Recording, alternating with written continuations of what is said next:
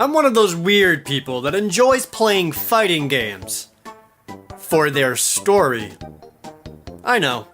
It's why I wanted to play Mortal Kombat Mythologies Sub-Zero so badly. I remember renting this and bringing it home, slapping it into the N64, grabbing my controller, and... Mythologies was developed as a new franchise in mind, with hopes of it continuing on with a Liu Kang game. It came out 1 year after Mortal Kombat Trilogy and around the same time as Mortal Kombat 4. And Mythologies was the last Mortal Kombat game to use digitized actors as the sprites. Which means this game was so bad it killed its own franchise before it launched, and it killed Mortal Kombat's signature look. Rather than being a fighting game, Mythologies was a adventure RPG sort of. It was basically a side-scrolling beat-em-up that retained the exact gameplay of the Mortal Kombat fighting games. Now, if you're saying to yourself, that doesn't sound like it would work, well, it didn't. The entire game is a prequel to the original game, and immediately begins with Sub-Zero breaking his way into the Shaolin Temple. Upon entering, Sub-Zero is greeted by his longtime nemesis, Scorpion. You will fail. It controls just like a Mortal Kombat game. High and low punches and kicks, sweeps, roundhouses, and uppercuts. And at first glance, this is pretty freaking rad. It's a spin-off game that looks and plays like Mortal Kombat. It's familiar gameplay with a new twist, and why can't I turn around? Why can't I turn around? This monk is gonna mess me up! Why can't I turn around? This is one of the major complaints about Mythologies when the game came out. Because of the fighting game control scheme, the only way to turn around is to press the B button. And I get why people didn't like it at the time, because it was new and weird, but I honestly don't think it's that big of a deal. It doesn't take much effort to press B. It can make some fights a little confusing when you can't seem to face the right way at the right time, but it isn't that bad. What is obnoxious is that there's a glitch where you inexplicably turn around while in the middle of some combos, but it's certainly not a reason to call the game absolute garbage. Because frankly, there's plenty of other reasons why this game sucks. Why can't I freeze him? I'm Sub-Zero, damn it! Ice Ball! Damn it! I have no ice moves! Why am I called Sub-Zero if I can't even freeze a dude? This game has RPG elements, which amounts to picking up items and getting experience points for defeating enemies and doing combos. You don't really level up, but getting more experience points unlocks Sub-Zero's special moves, including his very first one, his Freeze Blast. So according to this game, Sub-Zero was preemptively called that because the Lin Kuei was like, I mean, yeah, you'll probably ice some shit in your future. And that's all leveling up does. New special moves. Because of that, there's very little sense of growth or progression. Let Sub-Zero get more maximum health or ice meter, or even learn new combos. It's extra lame since most of the special moves are practically useless, such as ice upward, or run 5 steps and freeze them.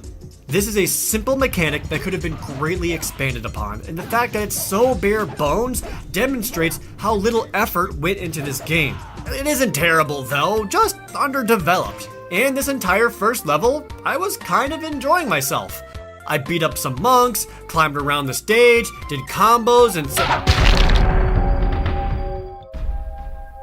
That's fine! Eventually I found the room with the sacred map. But Scorpion is also here. And then we have a good old-fashioned Mortal Kombat throwdown. Only Scorpion sucks and doesn't do any special attacks. So it's more akin to a good old-fashioned Mortal Kombat throwdown, where you give your 4-year-old brother the Player 2 controller and he mashes buttons while you internally question your morality for letting him play such a violent, corrupting game. So I've been playing the N64 version of the game because that's what I played as a kid. But for the sake of comedy, I'm going to be showing the cutscenes from the PS1 version of the game. Because those are live-acted full-motion video, and that shit's funny. After beating Scorpion, Sub-Zero obtains the map and escapes back to the Lin Kuei headquarters. The Grandmaster is pleased with Sub-Zero's success and introduces him to the evil sorcerer, Quan Chi. Greetings! I see the ninja has been successful in retrieving my map, as I have foreseen. Let's get something straight. I am not a ninja. I am Lin Kuei. Scorpion was a ninja. Yeah, dude, can't you tell the difference? I love watching Sub-Zero during these cutscenes, since the director told him to always stand like he has 2 logs underneath his armpits and to move as robotically as possible. Quan Chi explains that the map points to an ancient temple, but he cannot enter it until Sub-Zero goes to find the fire, earth, wind, and water shrines. Gee, an RPG where you have to collect the 4 treasures of the elements? I've never heard that one before. And thus Sub-Zero climbs his way up the side of an entire mountain without safety equipment and finds himself at the beginning of the Wind Shrine. Level 2.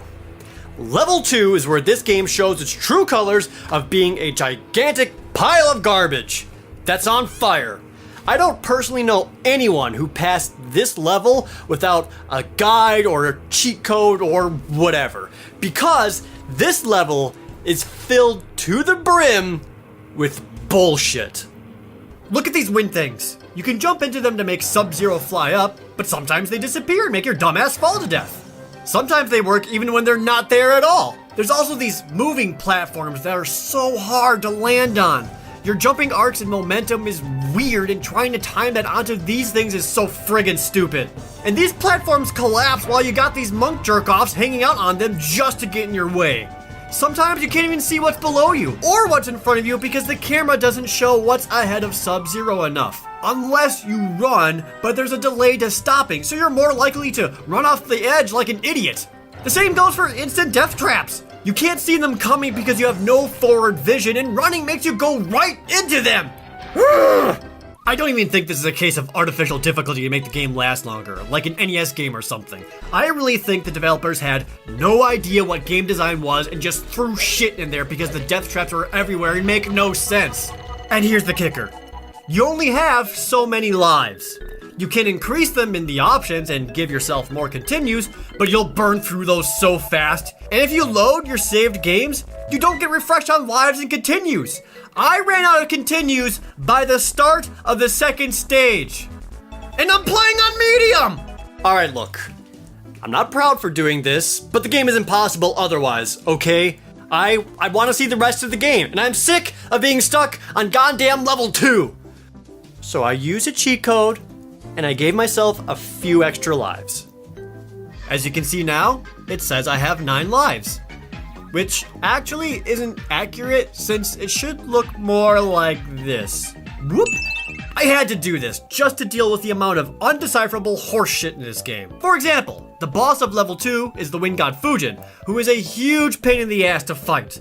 Except for the times when the AI goes brain dead and he stands there doing nothing. That's another thing! The AI for enemies is either beat the living piss out of you or drool while all their brain power is used up dancing in place. Anyway, the Fujin fight sucks, whatever. But when you beat him, he does a super tornado thing. It instantly kills you. So when I beat him again, I naturally ran away from it. And I still died. I tried so many things to stop or survive his tornado thing, and none of them worked. Wanna know why? It's because you're supposed to run all the way to the end and crouch. And Sub-Zero automatically grabs onto this ledge. There's nothing there to convey that you have to crouch at the end. No hints, no clues, nothing. That's cheap, and f this game for doing it. After Sub-Zero grabs onto the ledge to resist the tornado, Fujin dies. The game instantly goes to the Earth Temple, which has so many death traps and spikes that are so hard to see the first time through. The boss here is a big rock golem, which just looks weird next to the digitized sprites. He sucked to fight too. My best strategy was to run up and punch him in the dick. It then goes straight to the water level, and you'd figure there could be some cool level manipulation or puzzle solving by freezing the water into ice.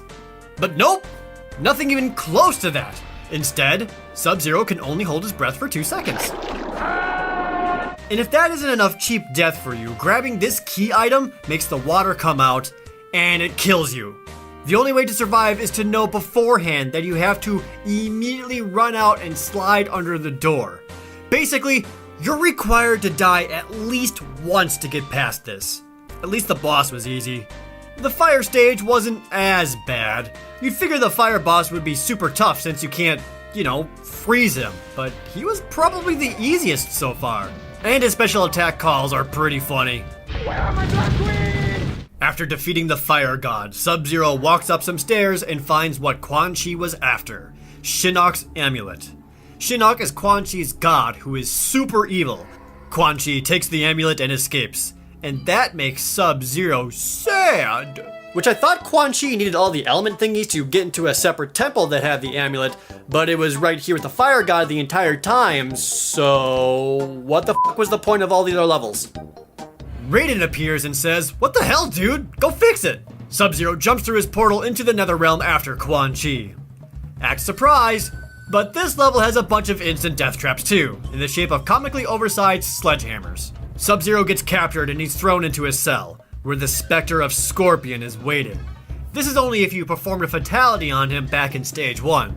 I actually didn't do that, but I couldn't just let this gem go by. Who are you?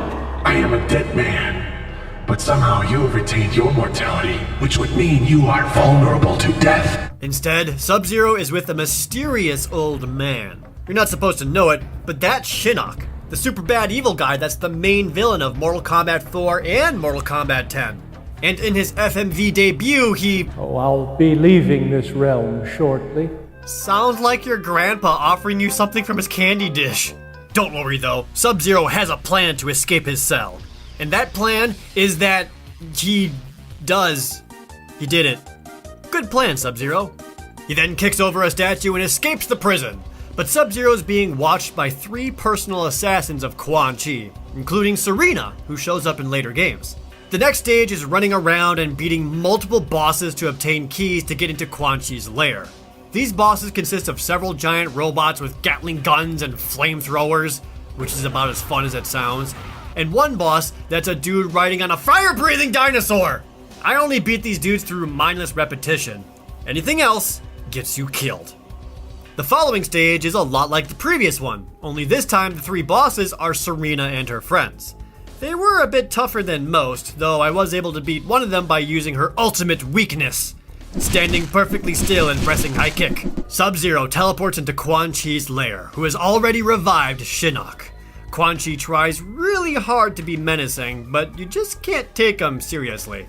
The Netherrealm is a place for evil beings. You cannot exist here unless you were tainted with evil. I guess it's slightly better than he was in the Mortal Kombat cartoon.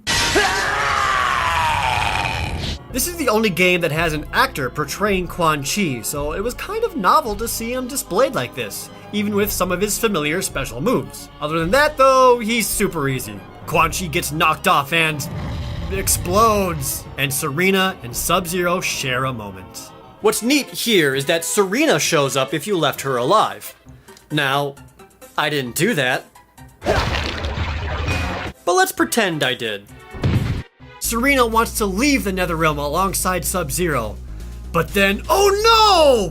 She gets killed by Shinnok, who looks like he's trying not to laugh at that death scene. The boss battle against Shinnok isn't actually a full battle, since he's completely immune. But if you can time an ice blast just right, you can teleport to the other side of the room, run up to him, and grab the amulet right off his chest. This causes Shinnok to transform into a goofy-looking demon, and all you have to do is escape. Sub-Zero leaps right back to Raiden's feet and returns the amulet. Raiden says thanks, but you're still pretty evil and you're totally gonna die. Sub-Zero returns to the Grand Master of the Lin Kuei. It seems your exploits have caught the eye of another sorcerer. I would like you to meet the retainer of your services. His name is Shang Tsung, and he would like you to compete in a small tournament. It's called Mortal Kombat. He said the thing! Roll credits! Roll credits! Roll credits! Yeah! I hate this goddamn game. I wasted so many weekend rentals on it because I couldn't make it past level 2. No matter how badly they wanted me to think that this game is cool, I know that it isn't. That's why my final rating for this game is a striker out of 10. It's the second worst thing Mortal Kombat has ever done.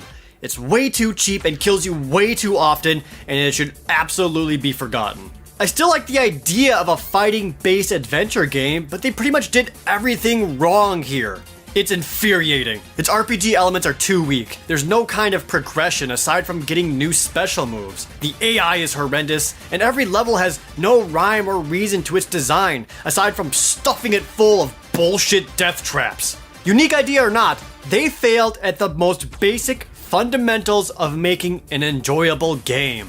The concept could have worked, and if anything, Tekken 3 proved that almost a year later with its own beat-em-up mode.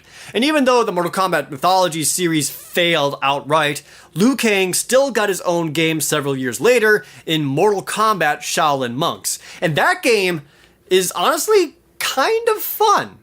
If I had to pick one thing, just one good thing that came out of Mythologies, it's the scene where Sub-Zero gets captured, and it's hilarious.